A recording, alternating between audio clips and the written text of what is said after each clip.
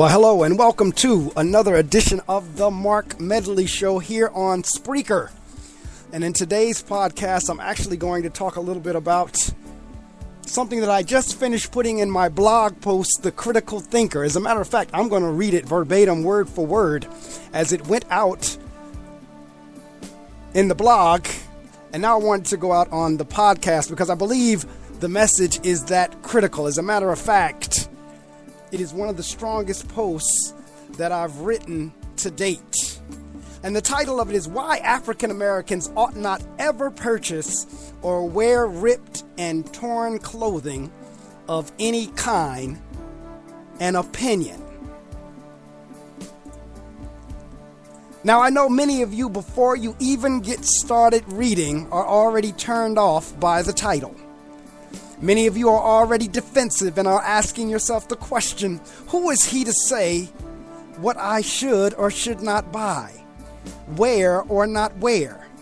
So before we get started, I need everyone to understand that this is an opinion piece, an op-ed, if you will.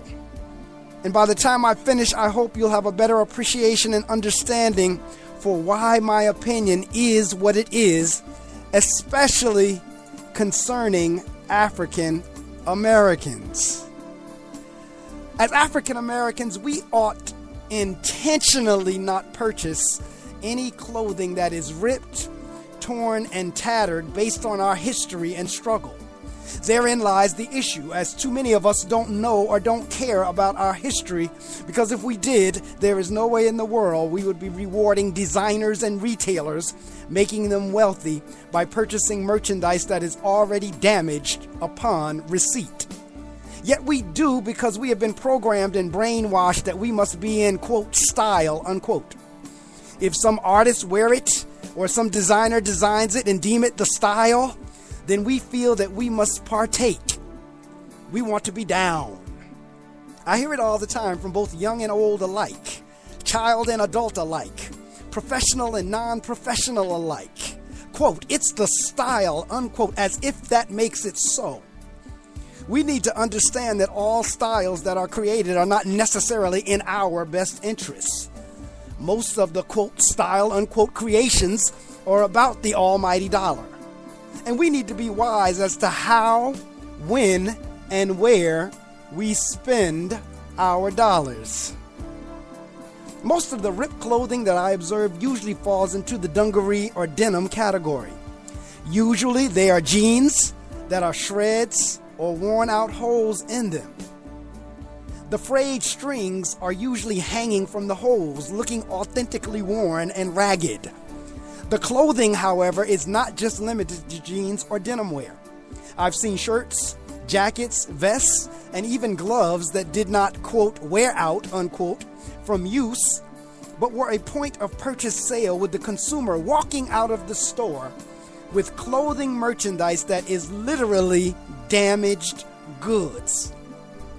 Historically, denim was and still is the traditional fabric for workwear.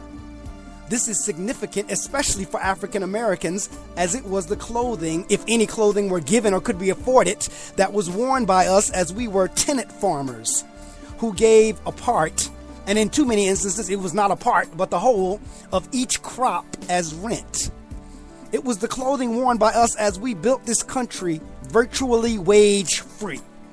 It was clothing worn by many who, just as we have those slits in the jeans today, were receiving very similar looking slits in their backs from whips cutting into their skin. The breaks in the skin are eerily similar to the breaks in the fabric. For many of us, when our clothing came to the point of looking torn, tattered, and raggedy, it was because we had worn the item so much that it just did not have anything else to give, and therefore burst from exhaustion and distress. The material had been worn so much that it did not owe the owner anything else other than to be placed in the garbage, burned, or to be used going forward as a rag. The clothing became ripped from being passed down and handed down over and over again. Passed from one child to the next, from one family to the next, from one body to the next, where in each case the recipient had nothing else to wear but that item. It was worn daily and in many instances scrubbed and hand-washed each night. The owner in many cases ashamed and embarrassed to be seen in torn and raggedy clothes. Just thinking about it as I write this piece makes me want to cry. The tears are welling up and I am fighting to hold them back at the thought of how we cavalierly parade around with clothing that looks like the clothing described in my brief history lesson above. It's almost like a double rape. We were raped when we had to wear that clothing and now are being voluntarily raped as we purchase these items, making some designer wealthy, all in the name of style. We consciously choose to look raggedy. I don't apologize for my view because that conscious decision to look dirty, torn, and tattered when you do not have to just does not make sense to me. There was a time when our clothes were indeed distressed due to overuse. But for most of the folks that I observe flaunting this style today, that is not the case. As African Americans, when do we say to hell with style and rise up to a standard of excellence? When do we realize that dressing well, speaking well, and carrying ourselves with pride are all connected and are all in our history as we come from kings and queens? In my eyes, the conscious choice to wear ripped clothing does not depict pride. In fact, for me, it displays just the opposite. It sends the same sorry message as the sagging of pants, the refusal to become educated, the calling of each other nigger, the wearing of the baseball cap to the side or backward, the covering of an entire body with ink, the happiness with being slack or mediocre, the acceptance of living in squalor, the senseless killing of each other, and the list could go on. None of the aforementioned exhibits pride or excellence. We have an entire movement now known as, quote, Black Lives Matter, unquote, and while the hashtag and title are cute and indeed significant, we must begin to act within the African American community like our lives matter.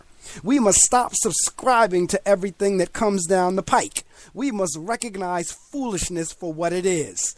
We cannot be shouting and walking around with signs and then acting counter to what we are shouting about and fighting for. One of my most favorite people who walked the face of the earth said it thusly: there can be no deep disappointment where there is not deep love. That's quote unquote. I have a deep love for life. I have a deep love for human beings, and I have a deep love for African Americans, as I am one. It is for this reason that I am able to write this piece with such passion and conviction. As I observe so many of our African American behaviors and activities, I become deeply disappointed. The wearing of ripped clothing is just one example of things that we do that deeply disappoint me as a member of the human race and as a member of the African American race. Ironically enough, the person I referenced above came out of his suit and tie and put on blue jeans, but for an entirely different purpose and to send an entirely different message. The following is excerpted from a historical profile written by Oscar Schwartz about him. Quote, the atmosphere was strained. They debated loudly, shouting over one another. This is not where we belong, a middle-aged minister shouted. We belong back with our families and our churches. The exception was a young man with gentle almond eyes called Martin, who slouched in an armchair in silent contemplation. While the debate circled endlessly, Martin quietly stood up and walked into his room, closing the door behind him. Moments later, no longer wearing his black suit, Martin walked back into the room and everyone became silent.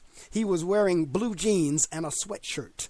These were not clothes to go to church in. These were clothes to march in, clothes to go to jail in. For the record, I would like to add that the jeans Martin walked back into that room wearing were not torn or tattered.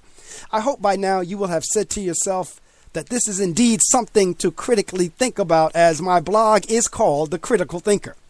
I do not care if you agree or disagree with me, but I do ask that at least give the information provided in the post some thought. I also ask that you share the post and pass it along as a discussion starter. If you choose to spend your money on damaged goods at the point of purchase, then so be it. As for me, I will never purchase a piece of clothing that is already ripped, torn, dirty, or tattered, and I don't care what the style dictates. Not only can you hear me on Spreaker, please feel free to join me live on Saturday mornings as I interview authors from around the world as I host the Reading Circle with Mark Medley. It is a book talk radio program.